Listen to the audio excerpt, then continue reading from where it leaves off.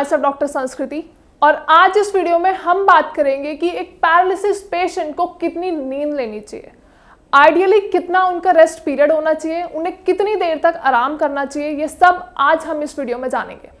लेकिन उससे पहले अगर हम बात करें कि पैरालिसिस पेशेंट्स को तो आराम करने के लिए बोला ही जाता है, तो ये बात बिल्कुल गलत है। आप हर कंडीशन में, हर बीमारी में आराम कर सकते हो, लेकिन जहां बात आती है पैरालिसिस पेशेंट्स की, वहां पे आपको कम से कम आराम करना है, कम से कम नींद लेनी है। अब कम से कम का मतलब ये भी नहीं है कि सिर्फ आप दिन में 3 से 4 घंटे सो गए। आइडियली अगर हम बात करें दिन में कितने घंटे होते हैं, 24 घंटे। 24 घंटे में से 12 घंटे आपको एक्चुअली अपनी एक्टिविटीज में इन्वॉल्व रहना है। मतलब आप कोई भी एक्टिविटी कर सकते हो, कुछ भी कर सकते हो, किसी से बात कर सकते हो, हल्की फुल्की कोई भी अपना जितना भी अपना काम है वो आप कर सकते हो। लेकिन जहां बात आती है नींद की, उसमें से सिर्फ और सिर्फ 6 से 7 घंटे हैं जो आपको आइडियली सोना है। पैरालिसिस पेशेंट्स को ध्यान ये रखना है कि अगर वो बहुत ज़्यादा आराम करेंगे तो उनकी रिकवरी बहुत ज़्यादा डिलेड होती चली जाएगी, क्योंकि हम सभी को ये बात ऑलरेडी पता है कि पैरालिसिस पेशेंट्स की रिकवरी बहुत ज़्यादा स्लो है। हमें रिजल्ट्स बहुत लेट देखने को मिलते हैं और कई बार तो इतने ज़्यादा स्लो होते हैं कि पेशेंट खुद डिमोटिवेट हो जाते हैं कि हमें कोई आराम ही नहीं मिल रहा। तो इसीलिए पैरालिसिस पेशेंट्स के लिए ये जानना बहुत ज़्यादा ज़रूरी है कि उन्हें बहुत ज़्यादा आराम नहीं करना है। अब आराम से आप सोचोगे कि हम आराम नहीं करेंगे, पैरालिसिस के पेशेंट है, हम तो अपना खुद से कोई काम ही नहीं कर पा रहे, तो हम पूरे दिन क्या करें। मैंने पहले ही बताया आपको सिर्फ 6 से 7 घंटे की नींद लेनी है। लेकिन हाँ, ये ध्यान रखना है कि सुबह आप जब ही उठेंगे जब आपकी नींद खुद से खुलेगी। ये ज़रूरी नहीं है कि आपको सुबह कोई उठाए कि आप उठ जाओ, सुबह हो गई है। आपको हेल्दी नींद लेनी है, आपको बहुत आराम से बहुत सॉफ्ट नींद लेनी है, लेकिन मॉर्निंग में आप जब ही उठोगे जब आपकी नींद खुद से खुलेगी। तो ज़रूरी ये है कि दिन में आप कम से कम सोए। आधा घंटा, 1 घंटा इज़ मोर देन सफिशिएंट। आपको बहुत 2-3 घंटे, 4 घंटे की नींद नहीं लेनी है। अपना जो सोने का समय है उसको हटा के आप अपनी एक्टिविटीज़ में इन्वॉल्व हो। अपनी एक्सरसाइजेस करना शुरू करो, अपने खाने पीने पे थोड़ा सा ध्यान रखो, और जो भी एक्टिविटीज़ आप खुद से परफॉर्म कर सकते हो, मतलब हल्का फुल्का आपका जो भी हाथ पैरों की मूवमेंट है, जो भी हल्की आपकी एक्सरसाइजेज हैं, आपके थेरेपिस्ट आपको एक्सरसाइजेस कराने आते हैं, तो उनके साथ आप इन्वॉल्व रहो। मैं ये कभी भी नहीं बोलूँगी कि पैरालिसिस पेशेंट हमेशा दिन में सोते रहें या दिन भर आराम करते रहें। ये बात पैरालिसिस पेशेंट्स के लिए बिल्कुल गलत बात है, क्योंकि जब भी हम आराम की बात करते हैं तो हमारा ना तो दिमाग काम करता है, ना हमारे शरीर की कोई भी मांसपेशियां काम करती हैं, और हम बिल्कुल स्टैटिक एक सीधी लाइन में लेटे रहते हैं। तो आपको अगर एक स्पीडी रिकवरी चाहिए, एक जल्दी से जल्दी आपको रिजल्ट्स चाहिए, अपनी रिकवरी चाहिए, तो आपके लिए ये बहुत ज़्यादा ज़रूरी है ये जानना कि आपको नींद कम से कम लेनी है, आपको आराम कम से कम करना है। रात को आप अपने 6 से 7 घंटे की नींद ले सकते हो आराम से, कोई दिक्कत नहीं है। लेकिन जहां बात आती है दिन में सोने की, वहां सिर्फ आधा घंटा या फिर 1 घंटा मैक्सिमम, उससे ज़्यादा आपको आराम नहीं करना है। सोने के अलावा बहुत सारे ऐसे काम हैं जो आप कर सकते हो। लाइक सपोज फॉर एग्जाम्पल, हम लेटे हुए हैं, हम बैठे हुए हैं आराम से, आपके पास कोई बैठा है अगर, तो उससे बातें करने की कोशिश करो, उससे एक हेल्दी कॉन्वर्सेशन करने की कोशिश करो। मैं ये बिल्कुल भी नहीं बोलूँगी कि आप ज़बरदस्ती बोलो, लेकिन हाँ, कोशिश ज़रूर करनी है, क्योंकि पैरालिसिस पेशेंट्स के लिए ये टफ होता है कि वो अच्छे से बोल पाएँ।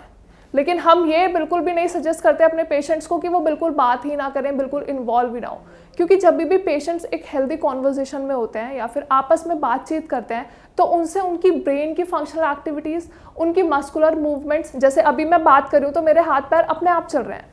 सेम विथ पैरालिसिस पेशेंट्स, जब पेशेंट बात करने की कोशिश करेंगे तो उनके हाथ पैरों की मूवमेंट भी होगी। अभी मैं एक सीधी स्ट्रेट लाइन में खड़ी हूँ, लेकिन कोई भी अगर मेरा रिलेटिव है, कोई भी मेरा फ्रेंड है, वो मुझसे बात करने की कोशिश कर रहा है, लेकिन वो इस साइड खड़ा हुआ है, तो मेरी गर्दन ऑटोमेटिकली इस साइड मूव होगी। यही हमें पैरालिसिस पेशेंट्स के साथ करना है। जो इंपॉर्टेंट टाइम पैरालिसिस पेशेंट अपने रेस्ट में, अपनी नींद में गंवा रहे हैं, वो टाइम हमें यूटिलाइज करना है कि पैरालिसिस पेशेंट इंगेज रहें, अपनी एक्टिविटीज़ हल्की फुल्की, चाहे वो बात करना है, चाहे वो कोई सामान उठा के इधर रखना है, चाहे खुद से अपना कप से पानी पीना है, चाय पीना है, कोई भी ऐसी एक्टिविटीज़ में खुद को इन्वॉल्व रखें, खुद को इंगेज रखें। क्योंकि जब भी पैरालिसिस पेशेंट्स को थोड़ा सा महसूस होता है कि हाँ, उनकी रिकवरी हो रही है, उन्हें रिजल्ट्स दिख रहे हैं, तो पेशेंट खुद से बहुत ज़्यादा मोटिवेटेड हो जाते हैं। उन्हें ऐसा लगता है कि हाँ, मैं ठीक हो सकता हूँ। और जिस दिन पेशेंट के माइंड में ये बात आ गई कि हाँ मैं ठीक हो सकता हूँ, अगर मैं एक्सरसाइजेस परफॉर्म करूँ, अगर मैं थोड़ा बहुत काम करूँ तो मैं ठीक हो सकता हूँ, जिस दिन पेशेंट्स ये सोच लेते हैं उस दिन आई स्वेयर रिकवरी बहुत जल्दी हमें देखने को मिलती है और पेशेंट्स खुद बहुत खुश रहते हैं। क्योंकि पैरालिसिस पेशेंट की अगर हम माइंड में एक इमेज सोचते हैं तो हमेशा वो यही आती है कि वो बहुत इरिटेटेड रहते हैं। हमारे पास जब श्रेयास में पेशेंट्स आते हैं तो वो बहुत हेजिटेटेड, बहुत ज़्यादा इरिटेटेड रहते हैं। उन्हें ऐसा लगता है कि हमारी रिकवरी होगी ही नहीं, हम नॉर्मल स्टेज में वापस आएंगे ही नहीं, हम कभी भी अपने खुद के काम नहीं कर पाएंगे। तो आपके लिए ये जानना बहुत ज़्यादा ज़रूरी है कि जब तक आप खुद से इनिशिएटिव नहीं लोगे, जब तक आप अपने दिन को यूटिलाइज नहीं करोगे, आपको दिन को यूटिलाइज करना है, आपको अपनी एक्टिविटीज़ परफॉर्म करनी है। चाहे आप खुद से खाना खाओ, खुद से एक्सरसाइज करो, खुद से अपनी पोजीशनिंग करो, इधर से उठ के इधर बैठना, चेयर से उठ के वापस बेड पे जाना, ये सारी एक्टिविटीज़ आपके लिए बहुत ज़्यादा ज़रूरी हैं रेदर देन पूरे दिन सोना।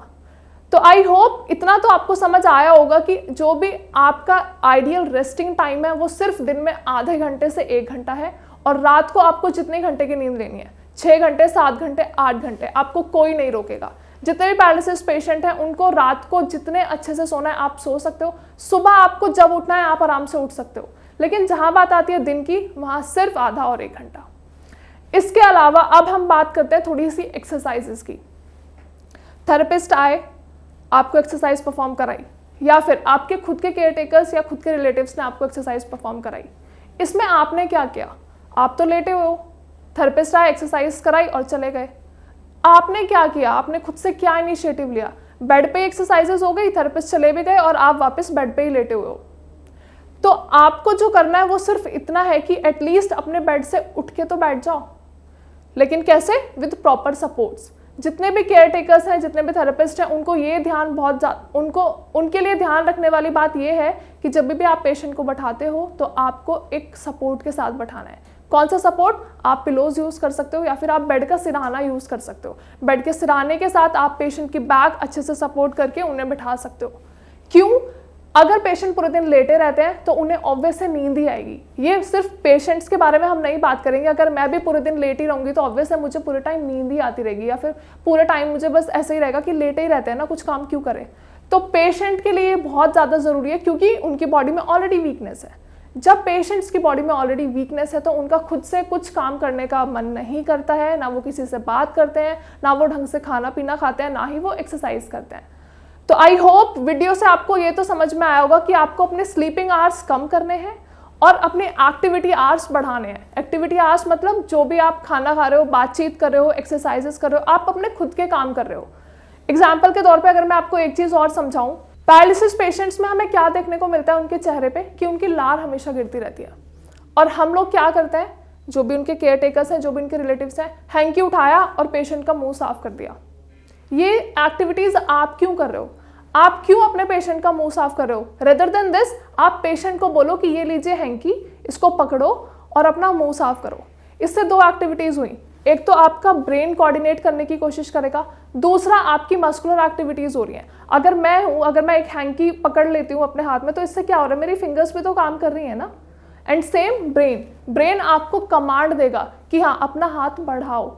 तो ये जितनी भी एक्टिविटीज़ हैं, इन छोटी छोटी आदतों को, इन छोटी छोटी बातों को आपको अपनी डेली एक्टिविटीज़ में इन्वॉल्व रखना है।